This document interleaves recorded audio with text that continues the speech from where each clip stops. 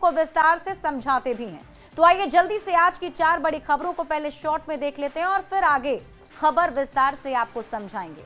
आज बुलेटिन में सबसे पहले समझिए 50 साल पहले देश पर क्यों थोपा गया था आपातकाल। लोकसभा चुनाव में खर्चे का लेखा जोखा देखिए, असली वोटर की पहचान पर सियासत आपको समझाएंगे और साथ ही समझिए आरजेडी के करीबी इंजीनियर पर शिकंजा क्यों कसा गया है। और सबसे पहले बात आपातकाल की। आपातकाल के 50 साल हुए। आपातकाल के 50 साल पर हुए कार्यक्रम में केंद्रीय मंत्री अमित शाह ने कहा कि आपातकाल की याद धुंधली नहीं होनी चाहिए और अमित शाह ने 25 जून को संविधान हत्या दिवस के रूप में मनाने की अपील की। कांग्रेस के नेता बीजेपी पर गड़े मुर्दे उखाड़कर बेमतलब की सियासत करने का आरोप लगा रहे हैं। ये रिपोर्ट देखिए, फिर खबर तो समझिए।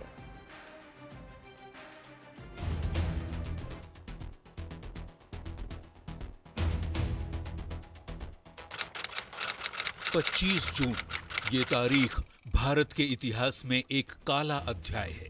25 जून की ही तारीख थी जब पूरे देश में कांग्रेस की सरकार ने इमरजेंसी लगा दी। इमरजेंसी के लगभग 50 साल बाद भी ये मुद्दा सियासत का केंद्र बना हुआ है। केंद्रीय मंत्री अमित शाह ने 25 जून को संविधान हत्या दिवस मनाने की अपील करते हुए कहा कि आपातकाल की याद धुंधली नहीं होनी चाहिए। ये लोकतांत्रिक देश के स्वभावगत लोकतांत्रिक देश की मल्टी पार्टी डेमोक्रेसी को व्यक्ति के तानाशाही में बदलने का षड्यंत्र का नाम है आपातकाल, जिसका उस वक्त अनेक लोगों ने पुरजोर विरोध किया, व्यक्तिगत नुकसान उठाकर भी विरोध। इस साल बिहार में विधानसभा का चुनाव है। बीजेपी और जेडीयू इमरजेंसी के मुद्दे को गांव-गांव तक पहुंचाने की तैयारी में है, जबकि महागठबंधन का आरोप है कि बीजेपी गड़े मुर्दे उखाड़कर बेमतलब की सियासत कर रही है। बीजेपी के पास कुछ पॉजिटिव अपना तो है नहीं, उपलब्धि कुछ है नहीं, तो गड़े मुर्दे उखाड़ कर बात करती है। इमरजेंसी एक ऐसा शब्द है जिस पर 50 साल बाद भी कांग्रेस घिर जाती है। इस बार तो बिहार में चुनाव भी है, तो इमरजेंसी के साथ जंगल राज की याद को हथियार बनाकर एनडीए चुनावी रण जीतने की तैयारी में है। न्यूज 18 के लिए पटना से संवाददाता शैलेंद्र के साथ ब्यूरो रिपोर्ट।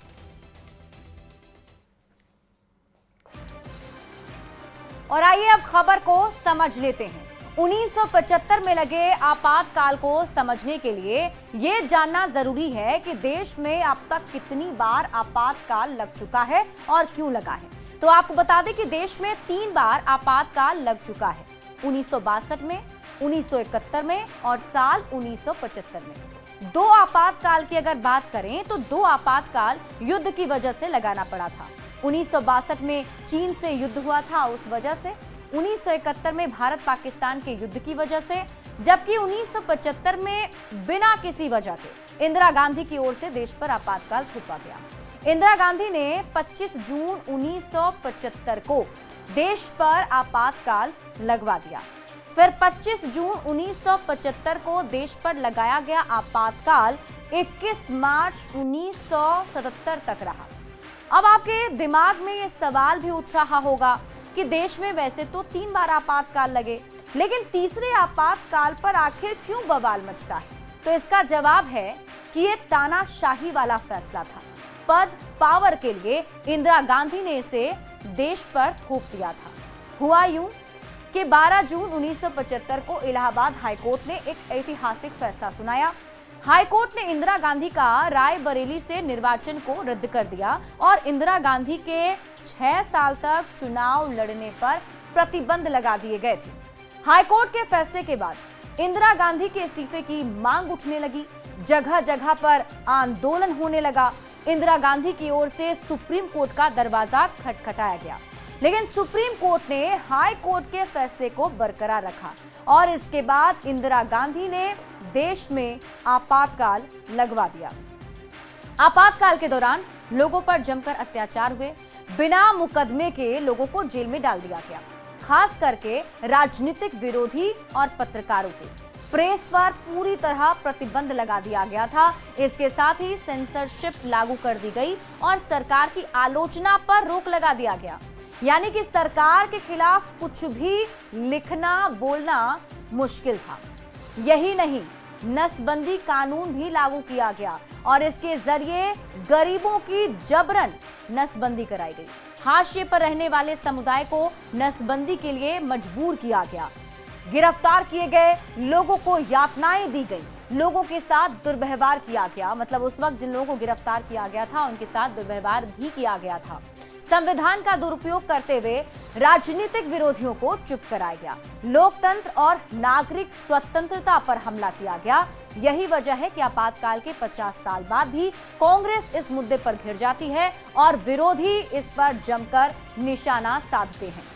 बढ़ते आगे और रुख करते हैं अगली खबर की ओर। बिहार के क्षेत्रीय दलों की ओर से लोकसभा चुनाव में खर्च की गई राशि की रिपोर्ट एडीआर ने जारी कर दी है। सबसे ज्यादा पैसे जेडीयू ने खर्च किए हैं, जबकि आरजेडी ने सिर्फ 90% पैसे चुनावी यात्रा पर खर्च किए। सबसे पहले आप ये रिपोर्ट देखिए, फिर खबर को समझिए।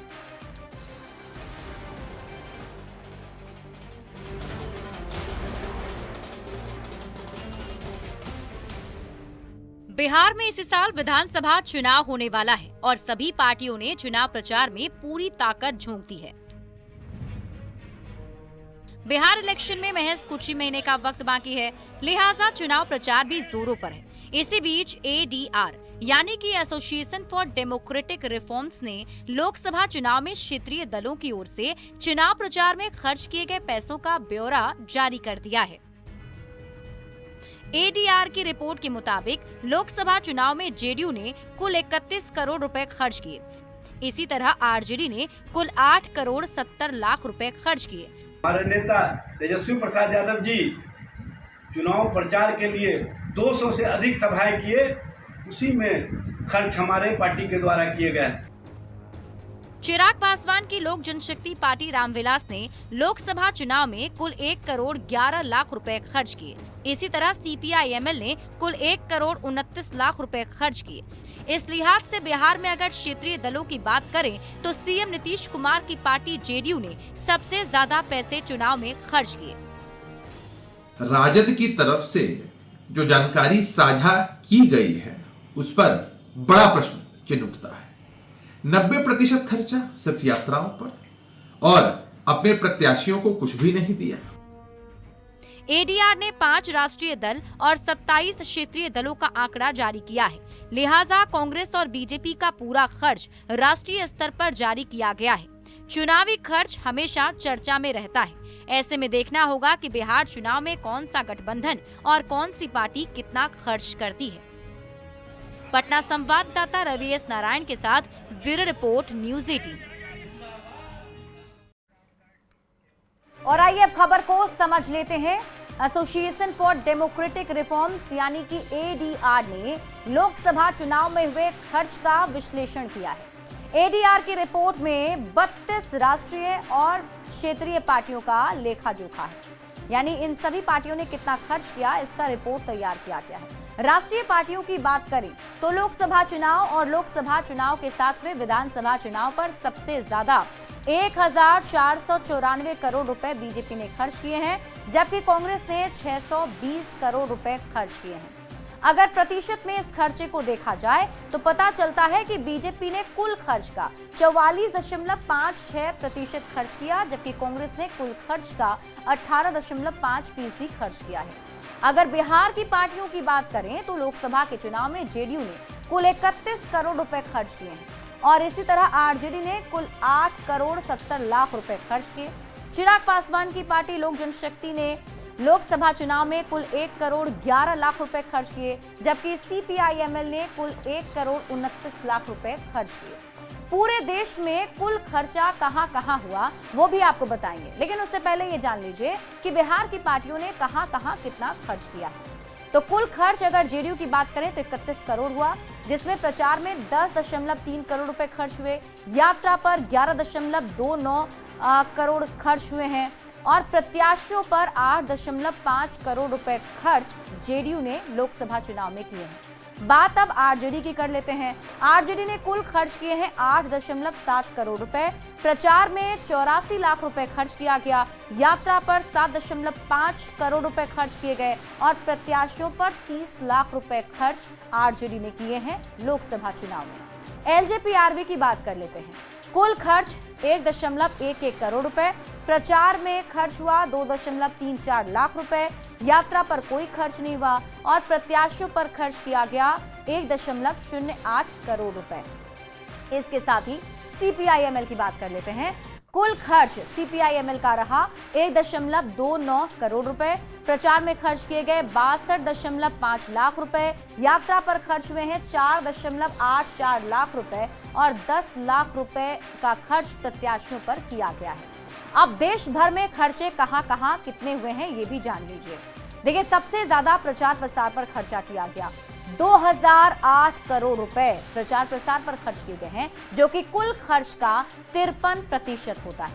इसके बाद दूसरे नंबर पर है यात्रा का खर्च। यात्रा पर 795 करोड़ रुपए खर्च किए गए और यात्रा पर जो 795 करोड़ रुपए खर्च किए गए हैं उसमें 765 करोड़ रुपए स्टार प्रचारकों पर खर्च किए गए, जबकि सामान्य प्रचारकों पर 30 करोड़ रुपए ही खर्च किए गए। ये तो हुए खर्चे की बात। अब जुटाए गए पैसे का आंकड़ा भी जान लीजिए। अब अगर चुनाव के समय जुटाए गए पैसे की बात करें तो राष्ट्रीय दलों ने 6,930.25 करोड़ रुपए जुटाए थे, जबकि क्षेत्रीय दलों ने 515.32 करोड़ रुपए जुटाए थे। मतलब कि कुल फंड का 93.08% राष्ट्रीय दलों के पास आए। बढ़ते हैं आगे और बात अगली खबर की। वोटर लिस्ट को घर घर जाकर सत्यापित करने के निर्वाचन आयोग के फैसले पर अब बिहार में सियासत काफी तेज हो गई है। महागठबंधन के नेता ये सवाल उठा रहे हैं तो एनडीए नेता महागठबंधन पर पलटवार कर रहे हैं। ये रिपोर्ट देखिए, फिर खबर को समझिए।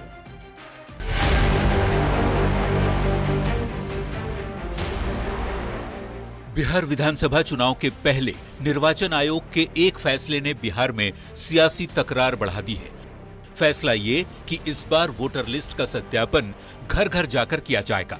महागठबंधन के नेता इस फैसले पर सवाल खड़े कर रहे हैं। जब 1-2 महीने के बाद चुनाव है बिहार में, अब मतदाता सूची की जांच करने के क्या औचित्य आ गया भाई? आखिर आवश्यकता ये कहाँ से आ गई? और बांग्लादेश से घुसपैठिए अगर हैं यहाँ जिसकी अब जांच करेंगे, इतना दिन से सरकार चुप क्यों थी? वहीं सत्ता पक्ष का ये दावा है कि निष्पक्ष और पारदर्शी चुनाव के लिए ऐसा करना बहुत जरूरी है। आरजेडी और कांग्रेस का विरोध यह साबित करता है कि उनकी राजनीति घुसपैठियों पर टिकी हुई है। तेजस्वी यादव क्या यह बताएंगे कि उन्हें देश की चिंता है या वोट की चिंता है? अगर कोई व्यक्ति कानूनी रूप से भारत का नागरिक है तो उसे सत्यापन से डरने की कोई आवश्यकता नहीं है। दरअसल निर्वाचन आयोग को इस बात की आशंका है कि बिहार में वोटर लिस्ट में बड़े पैमाने पर बांग्लादेशी घुसपैठियों के अलावा वैसे बाहरी लोगों के नाम शामिल हैं जो फिलहाल राज्य में नहीं रह रहे। सवाल है कि असली वोटर की पहचान से विपक्ष क्यों परेशान है। न्यूज़ 18 के लिए पटना से संवाददाता संजय कुमार की रिपोर्ट।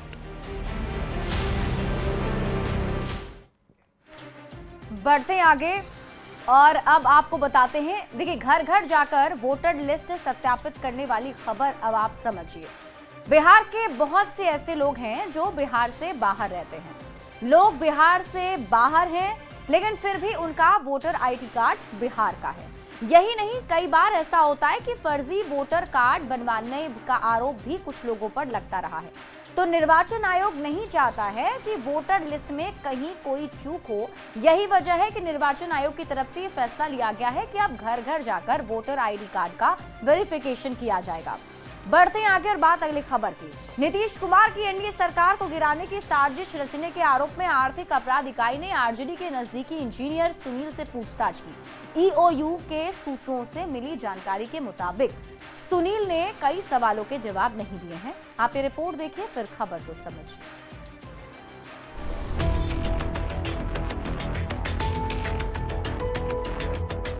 12 फरवरी 2024 को नीतीश कुमार की एनडीए सरकार का शक्ति परीक्षण था, लेकिन उससे पहले ये खबर सियासी हलके में खूब जोर शोर से चलती रही कि जेडीयू और बीजेपी के कुछ विधायकों को तोड़कर सरकार गिराने की साजिश रची जा रही है। हालांकि नीतीश सरकार ने बहुमत हासिल कर लिया, लेकिन कई विधायक विधानसभा में लेट से पहुंचे। जेडीयू के हरलाखी से विधायक सुधांशु शेखर ने आरोप लगाया कि कई विधायकों को 10-10 करोड़ का लालच दिया गया और आरोप लगा आरजेडी के नजदीकी इंजीनियर सुनील पर। सुधांशु शेखर के एफआईआर के आधार पर ईओयू ने पूरे मामले की जांच शुरू की और 24 जून यानी आज इंजीनियर सुनील को पूछताछ के लिए बुलाया। आर्थिक अपराध इकाई के कार्यालय में इंजीनियर सुनील से 3 घंटे तक पूछताछ हुई। सूत्र बताते हैं कि इस दौरान बालू माफिया से क्या साठगांठ से लेकर सरकार गिराने के लिए कहां से पैसे का इंतजाम होना था, इन सब सवालों के जवाब तलाशने की कोशिश हुई। ईओयू के सूत्र बताते हैं कि पूछताछ में इंजीनियर सुनील ने कई सवालों के जवाब नहीं दिए। जांच में सहयोग के नाम पर ही इंजीनियर सुनील को जमानत मिली थी। आर्थिक अपराध इकाई के सूत्र बताते हैं कि अगर उन्होंने पूछताछ में सहयोग नहीं किया तो एजेंसी उनके जमानत को रद्द कराने के लिए कोर्ट से अपील करेगी। न्यूज़ 18 के लिए पटना से अमित कुमार के साथ ब्यूरो रिपोर्ट। तो आरजेडी के नजदीकी इंजीनियर से ईओयू की पूछताछ को समझने के लिए 1 साल पहले का ये राजनीतिक घटनाक्रम समझना जरूरी है। देखिए, तारीख थी 12 फरवरी 2024 की, जब नीतीश कुमार की एनडीए सरकार का शक्ति परीक्षण था। नीतीश सरकार ने उसमें बहुमत हासिल किया। शक्ति परीक्षण के पहले आरोप लगा कि एनडीए विधायकों को तोड़ने की कोशिश की जा रही है और कई विधायकों को पैसे का लालच भी दिया गया है। जेडीयू एमएलए सुधांशु शेखर ने प्रलोभन देने का आरोप लगाया। आइए जानते हैं कि किस किस को प्रलोभन दिया गया। तो इसमें सुधांशु शेखर जेडीयू के विधायक, उन्हें प्रलोभन दिया गया। हरलाखी से जेडीयू के विधायक हैं और कृष्ण मुरारी शरण जो कि हिलसा से जेडीयू के विधायक हैं, उन्हें प्रलोभन दिया गया। और निरंजन कुमार मेहता जो कि बिहारीगंज से जेडीयू के विधायक हैं, इन्हें भी प्रलोभन दिया गया था। सुधांशु शेखर ने आरोप लगाया कि विधायकों को 10-10 करोड़ रुपए का ऑफर मिला था। सरकार बनने पर विधायकों को मंत्री पद का ऑफर भी दिया गया और महागठबंधन का समर्थन करने को कहा गया था। सरकार के विरोध में वोटिंग करने को बोला गया था, जिसके लिए 10-10 करोड़ रुपए ऑफर भी किए गए थे। किस किस विधायक के अपहरण का आरोप है, ये भी जान लीजिए। देखिए, जेडीयू एमएलए सुधांशु शेखर के आरोप है कि बीमा भारती और दिलीप राय जो तत्कालीन जेडीयू के उस वक्त विधायक थे, इनका अपहरण करने का आरोप भी लगा था। एफआईआर में किस किस पर विधायक तोड़ने का आरोप है, तो डॉक्टर संजीव पर यह आरोप लगा कि वो विधायकों को तोड़ना चाहते थे और इंजीनियर सुनील पर भी ये आरोप लगा कि वो विधायकों को तोड़ने की कोशिश कर रहे थे। अब आप समझिए कि इंजीनियर सुनील से क्यों हो रही है पूछताछ। तो जेडीयू विधायक सुधांशु शेखर ने एक केस दर्ज करवाया। ईओयू मामले की पड़ताल कर रही है और सच जानने के लिए पूछताछ की जा रही है। यही वजह है कि इंजीनियर सुनील से ईओयू की टीम लगातार पूछताछ कर रही है। बढ़ेंगे आगे और बात अगली खबर की। भोजपुरी सिंगर और पावर स्टार कहे जाने वाले पवन सिंह के घर चोरी भी है। आरा के मझौवा में चोरों ने पवन सिंह के घर से 15 लाख के सामान की चोरी की। चोर अपने साथ राइफल की 30 गोली भी चुरा ले गए।